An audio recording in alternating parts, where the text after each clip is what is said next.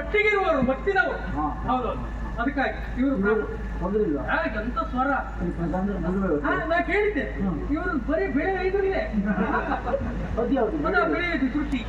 ನಾ ಅದು ಸೇರಿಸಿ ಹೇಳುದಂತ ಹೇಳಿದ್ನಲ್ಲ, ಅದ್ರ ಅಲ್ವಾ? ಮತ್ತೆ ಬಿಡುವು ಉಂಟು ಯಾರಿಗೆ? ಎಲ್ಲ ಇದ್ದಾರಂತೆ, ಕಲಾವಿದರು ಎಲ್ಲ ಇದ್ದಾರಲ್ಲ. ಯಾರು ಬಿಡುವು ಪಡ್ಕೊಂಡು ಎಲ್ಲ ಮನೆಗೆಲ್ಲ ಹೋಗಿಲ್ಲ ಅಲ್ಲ. ವೇಷ ಎಲ್ಲ ಆಯ್ತಾ ಕೇಳಿ. ನಟ ಭಯಂಕರರಿದ್ದಾರೆ. ಮತ್ತೆ ಮೇಳದವರು ಹಾಗೆ ಹೇಳ್ಬೇಡ. ಮೇಳದವರು ಆಟವನ್ನು ಪ್ರಾರಂಭಿಸಿ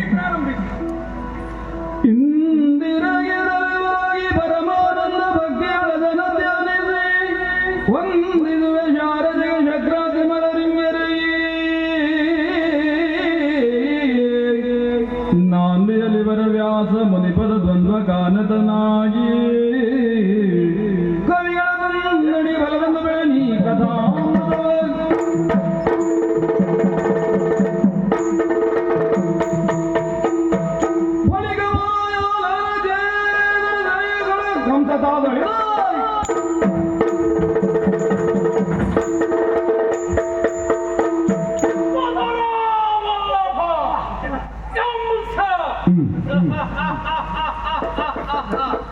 ಇನ್ನೊಂದು ಸಮಯದಲ್ಲಿ ನನ್ನ ತಂಗಿಯಾಗಿರುವಂತ ದೇವತೆಗೆ ವಿಜೃಂಭಣೆಯಿಂದ ಮನವಿಯನ್ನ ಮಾಡಿಸಿದೆ. ವಸುದೇವನ ಜೊತೆಗೆ ರಾಜ ಬೀದಿಯಲ್ಲಿ ರಥವೊಂದರಲ್ಲಿ ಹೋಗುತ್ತಿರುವಂತಹ ಸಮಯದಲ್ಲಿ ಅಶರೀರ ಮಾಡಿ ಒಂದು ಕೇಳಿದ್ದಲ್ಲ. ಕೇಳಲೇವ ಕೆಳಕಂಸ, ನಿನ್ನ ತಂಗಿಯು 8ನೇ ಗರ್ಭದಲ್ಲಿ ಹುಟ್ಟುವ ಮಗುವಿನಿಂದ ಇದಾಗೆ ಮಾಡೋಣ ಹೇಳಿದಾಗ ಅಚ್ಚರಿಯಾಯಿತು. ಹಾಗಾಗಿ ಆ ಕ್ಷಣದಲ್ಲಿ ನನ್ನ ಭಾವ ಹಾಗೂ ತಂಗಿಯನ್ನ ಸೆರವಣಿಗೆಯವ ನಾನು. ಆ ಸಮಯದಲ್ಲಿ ಯೋಚನೆ ಮಾಡಿದವ ನಾನು. ನಾರದರಾಡಿದ ಮಾತು ಇನ್ನೂ ನೆನಪುಂಟು. ಕಂಸ, 1 8 ಆಗಬಹುದು, 8 ಒಂದಾಗಬಹುದು. ಆ ಕ್ಷಣದಲ್ಲಿ ಮಾಡಿದ ಕಾರ್ಯ ಏನು? ಹುಟ್ಟಿದನ ಬಗೆಯನ್ನು ಹುಡುಗದ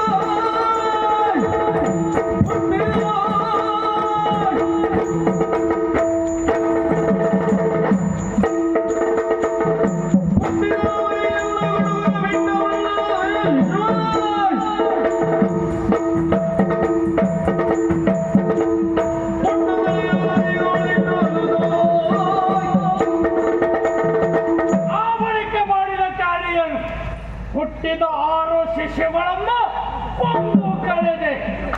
7ನೆಯ ಶಿಶು ಚಾರಿತಂತೆ. ಅರ್ಥವಹಿಸಿಕೊಂಡಿದ್ದೇನೆ. ಇನ್ನು ನಮ್ಮ ನಿರೀಕ್ಷೆಯರು ಸ್ವಾಮಿ 8ನೆಯ ಮಗು ಅಲ್ವಾ? ಏನಂತೆ 8ನೇ ಮಗು ಜನಿಸಿದೆ ಅಂತಾಯ್ತು. ತಡ ಮಾಡಬೇಕೆ ಈ ದೇವತೆ.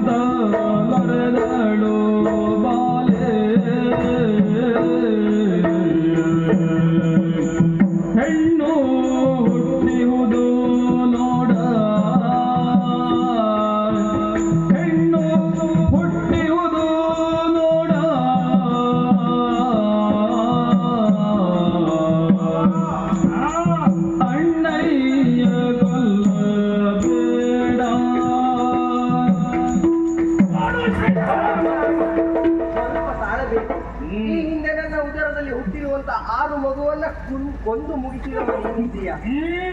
ಇದು 8ನೇ ಮಗು, ಈ ಶಿಶು ಹೆಣ್ಣು ಶಿಶು. ಆದ್ದರಿಂದ ನಿನಗೆ ಇದರಿಂದ ಯಾವುದೇ ತೊಂದರೆ ಆಗುವುದಿಲ್ಲ. ನಮ್ಮೂರನ್ನ ಹೆಣ್ಣಾಗಲಿ ಗಂಡಾಗಲಿ ಅದರಿಂದ ನನಗೆ ಕಂಟಕ ಉಂಟಾದರೆ ಈ ಸಮಯದಲ್ಲಿ ಕೊಂದು ಕಳೆಯುತ್ತೇನೆ. ಇನ್ನು ಯಾರು ಕೇಳ್ತಾರೆ?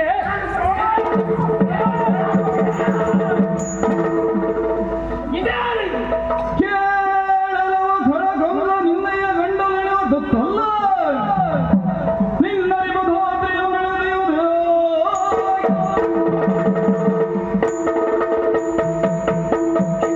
ಆಶ್ಚರ್ಯ. ಎಂಟನೇ ಮಗನಮ್ಮ ಒಂದು ಕಳೆಯಲಿಕ್ಕೆನ್ನುವ ಹಾಗೆ ಹಿಡಿಯುವುದಕ್ಕೆ ಹೋದಂತಹ ಸಮಯದಲ್ಲಿ ನಮ್ಮ ಎದೆಗೆ ಒತ್ತು ನವೋಮಂಡಲವನ್ನು ಸೇರಿದ್ದಲ್ಲ.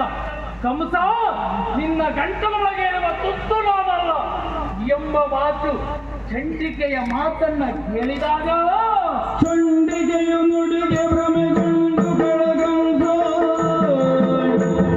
ಚಂಡಿಕೆಯ ನುಡಿಗೆ ಭ್ರಮೆಗೊಂಡು ಕಂಸ, ಮಂಡೆಯನ್ನು ಬಡಿದಿಂದ ಮನಗಾಟುತ್ತಿಂದೆ, ಮಂಡೆಯನ್ನು ಬಡಿದಿಂದ ಮನಗಾಟುತ್ತಿಂದೆ.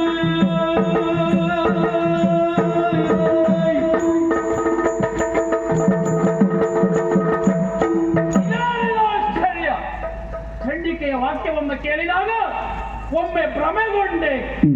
ಹಾಗಿದ್ರೆ ನನ್ನ ವೈರಿ ನಂದ ಗೋಕುಲದಲ್ಲಿ ಬೆಳೆಯುತ್ತಾ ಇದ್ದಾನೆ ಎನ್ನುವಂತ ವರ್ತಮಾನವನ್ನ ಕೇಳಿದೆ.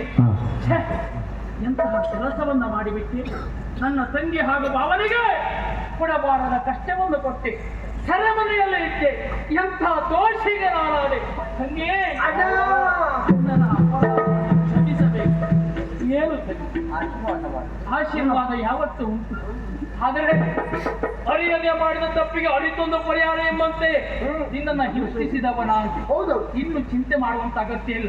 ಇನ್ನು ಸೆರೆಮನೆ ವಾಸ ಅಲ್ಲ, ಅರಮನೆಯಲ್ಲಿ ಸ್ವತಂತ್ರತೆಯಿಂದ ಬಾಳಬಹುದಂತೆ. ಆ ಕಡೆಯಲ್ಲಿ ಹೋಗು.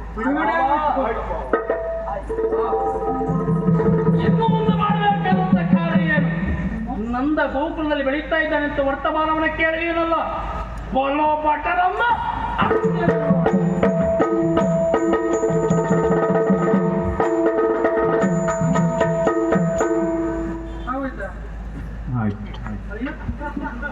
ವೀಳ್ಳೆ ಕೂಡ ಅವಳಿಗೆ ಕೊಡ್ತರು ಅಲ್ಲ, ಇಷ್ಟೊತ್ತಿಗೆಷ್ಟು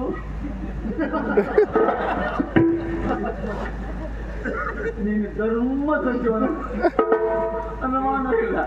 ನನಗೇ ಗೊತ್ತಾಯ್ತು. ಅದು ಈಗ ಈಗ ಅದು ಆ ವೇಷ ಮಾಡಿದ್ದೆಲ್ಲ ಗಂಡು ಮಕ್ಕಳೇ ಅಥವಾ ಗಂಡು. ಹೌದು. ಮತ್ತೆ ನೀನು ಯಾಕೆ ಹಿಂದಿನ ರಂಗಸ್ಥಳ ನಾನು ಕೇಳಿ ಸತ್ಯ ಆಯ್ತು.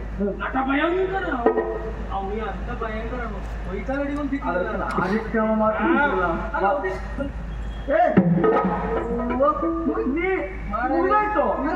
ಕಲಾಕಾರನ ಎಲ್ಲೋದ್ರು? ಅವನು ಎಲ್ಲೋದ್ರ? ಆಯ್ತು, ಮುಗೀತು. ಬಣ್ಣ ತೆಗಿಲಿ.